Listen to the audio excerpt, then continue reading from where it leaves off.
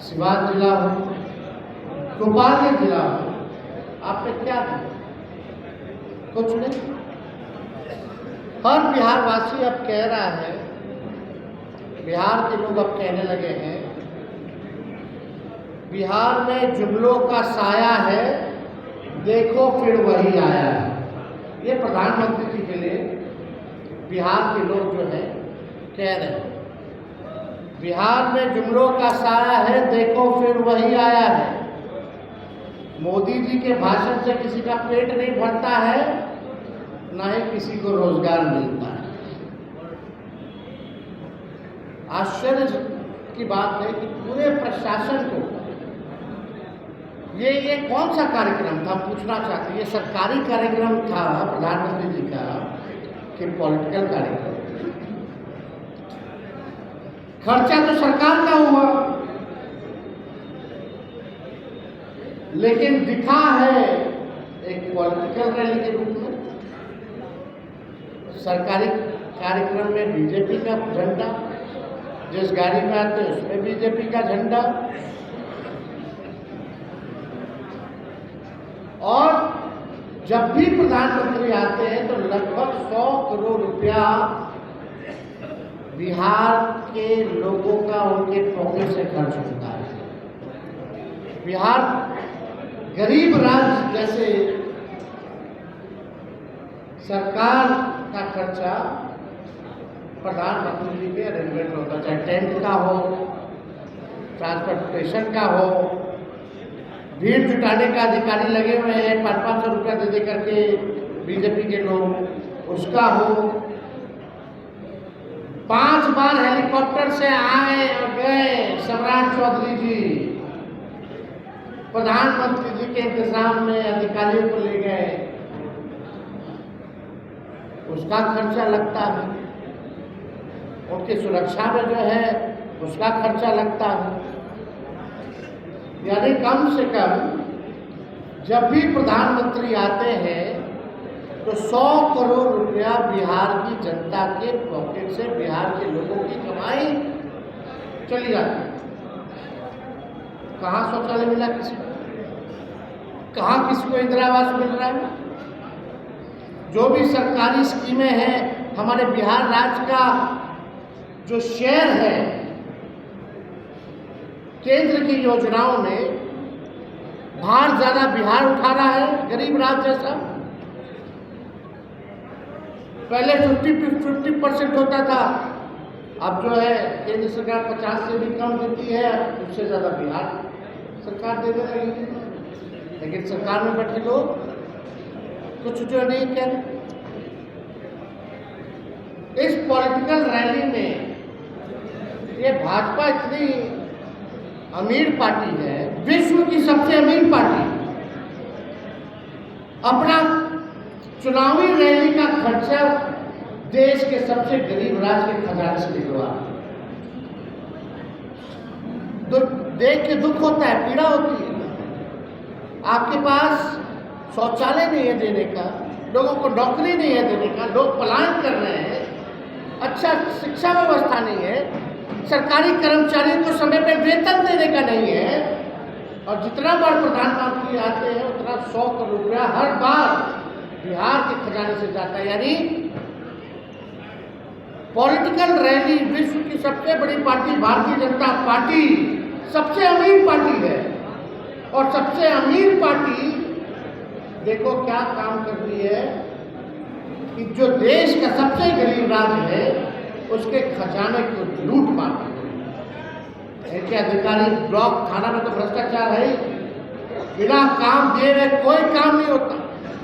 एक तो लोग भ्रष्टाचार से परेशान, और ऊपर से प्रधानमंत्री के रैलियों में, पॉलिटिकल रैलियों में इतना खर्चा जो है खर्च हो रहा है, लोग उससे भी परेशान हो चुके हैं।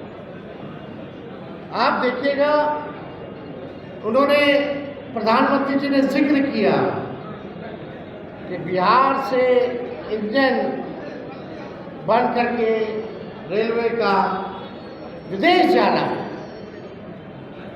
यह प्रधानमंत्री जी ने कहा। प्रधानमंत्री जी, आपको शर्म क्यों आती है? खुल करके बोले, जो कारखाना रेलवे का बिहार में लगा है, चाहे पहिया कारखाना हो, रेलवे इंजन का कारखाना हो, वो लालू जी की देन है, उनकी दूरदृष्टि की देन है कि आज अगर देश में कोई भी ट्रेन अगर चल रहा है तो पहिया हमारा बिहार बना रहा है, और इंजन अगर जा रहे विदेश तो ये लालू जी का देन है, रेल मंत्री रहते हुए। इसका तो जिक्र उन्होंने किया नहीं। आप बताइए, 11 साल में नरेंद्र मोदी जी ने एक भी चीनी का मिल चालू नहीं करा पाए।